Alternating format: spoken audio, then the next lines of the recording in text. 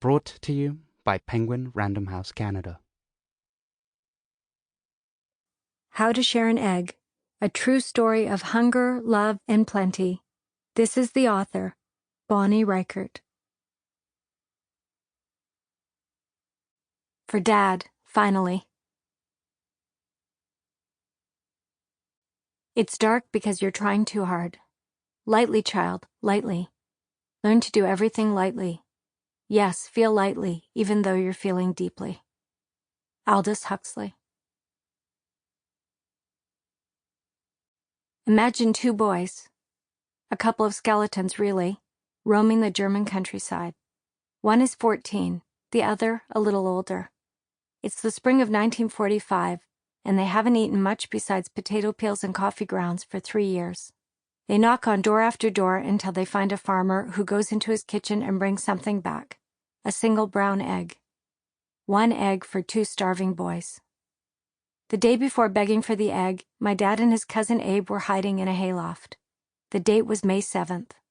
The boys could hear planes through the barn's patchy roof. They didn't know it, but the gates of concentration camps throughout Europe had already been pried open. The soldiers in charge of guarding my dad's dwindling cohort were running from the Russians and running from the Americans, running from their own certain capture or death, and they were taking their prisoners with them. The SS didn't want Jews talking about all that had happened to them, and the German war machine counted on their slave labor to the bitter end. Dad's march had begun at Gleiwitz, an Auschwitz subcamp, where he had been forced to carry steel railway ties with his emaciated shoulders and bare hands. Each evening, the soldiers found a farmer to house them for a few hours before hurrying off in the morning, dragging along any prisoners who had survived the night.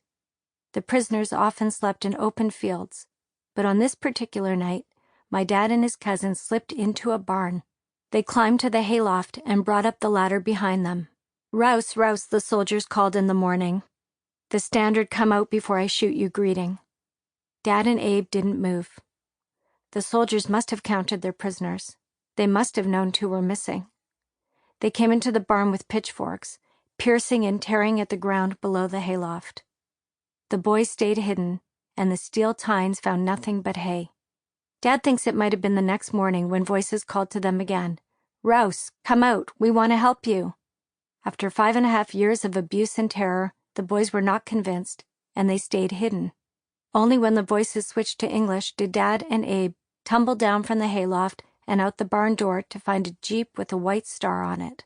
Standing in the field were not the SS, but American soldiers. The Germans had just surrendered, and the Americans were sweeping the countryside, searching for survivors. What does my father remember about this moment of liberation 80 years ago? What he ate, of course. "I was so hungry, but the only food they had was a big jar of green relish," he says. "I ate and ate until I was sick."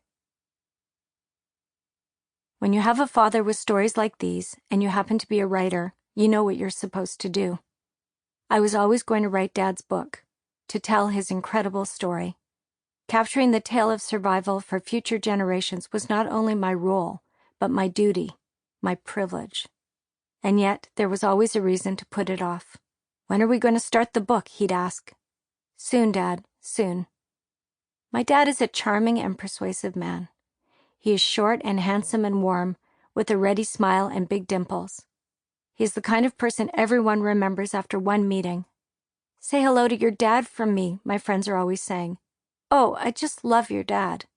He's a force, an optimist, a lover of life. He's not someone you want to disappoint.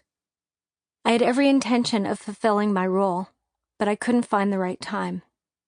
First, I was too young. Then I was busy with university. My children came along, 1, 2, 3, taking up my every waking moment. After that, I was overwhelmed at work. The years pressed down on us. Dad was 60. He was 75. Whenever someone in the family said, "Aren't you writing the story?" a guilty thrum pulsated through my bloodstream, and I changed the subject. A few times Dad and I sat down together. I knew a lot of what had happened to him, but I didn't have all the facts and details I would need for a book. My pen shook in my hand. He would have told me anything, but there were certain words and sentences I couldn't stand to hear him say. More than too busy, what I had always been was too scared. As soon as I was old enough to understand what the Holocaust was, I was sick at its mere mention. The soldiers and their snarling dogs, the gas chambers belching human smoke. That this thing had existed was frightening enough. That my very own father had been trapped inside such a hell was too much for me to bear. The boy from the hayloft is now 94. I've waited until the last possible moment, but still, the book you're listening to is not quite the book I was supposed to write. Instead of a straightforward tale of Holocaust survival, it traces a more subtle struggle. It's not always a life and death struggle. It's not necessarily a unique struggle. It's simply the story of a daughter trying to figure out who she is in the shadow of something bigger. Again and again I've asked myself, do the tiny machinations of my own life matter in comparison to everything my father has seen and done? Truthfully, I still don't know. But I've come to realize this is the only story I can tell, and my own the only lens I can see through. The book you're about to hear is a tale of hunger and sorrow and love. It's a mishmash of what happened to my dad and what's happened to me, a portrait of a parent and a child, a father and a daughter. It's both a small story and an enormous one, a study of contrasts. And because it's my family, it's a story about food. Sumptuous meals and meals of almost nothing at all. Food that is simple and complicated, basic and bountiful. Food that is rife with meaning. How does a daughter reconcile her privilege when her father had nothing? How does she set her table, heavy with plenty, when her ancestors were lucky to share a single egg? As much about survival as sustenance, the story you're about to hear is about a family that lost everything and built itself up again, one meal at a time. Part 1, Warsaw, 2015.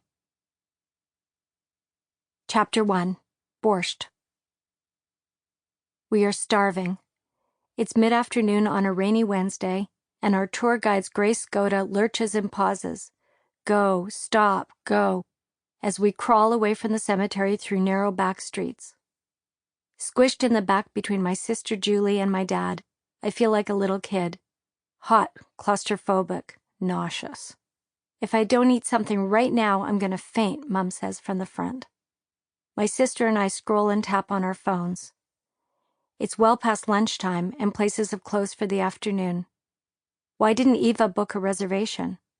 She's our tour guide in Warsaw, after all, and what could be more important than feeding hungry people who are depending on you? Okay, here. Eva jerks the car to the right and drives up on the sidewalk with two wheels. She hits the brakes and yanks up the emergency. The car tilts precariously. Where are we, I ask. You'll see. Julie cracks open her door and steps out to help Mum. I slide out next, relieved to put my feet on the ground. I reach into the car to take Dad's hand, and our palms lock as he works his way onto the sidewalk. The rain has stopped, and his hair glows silver in the flat June light. His belly protrudes a little under his navy blue golf jacket. At 84, he isn't exactly light on his feet, but as we follow Eva, Julie, and Mum toward a run-down brick building, he seems to almost float. We walk under an archway and part a pair of dusty black curtains, finding ourselves at the threshold of a dimly lit restaurant. Rectangular tables and beat-up chairs are arranged around the room, every single one empty. Damn, we are a family that doesn't eat in dead restaurants.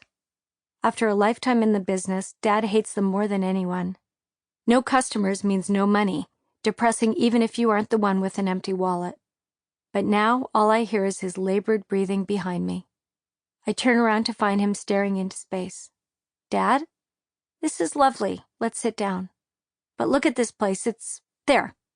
Still tour guiding, Eva's pointing toward a scarred wood table and signals to a made-up blonde behind the bar. The woman puts her cigarette in an ashtray and ambles over with menus. The air is blue with smoke. I touch my right temple where a little vein pulsates steadily. I know the food will be awful, so I don't bother trying to decipher the Polish menu. Across the table, Mum is pale and tiny, wrapped in her shawl from the cemetery. I want to order her a hot coffee, but the waitress spoke only to Eva, now sitting beside Julie at the other end of the table, and disappeared. Sample complete. Ready to continue?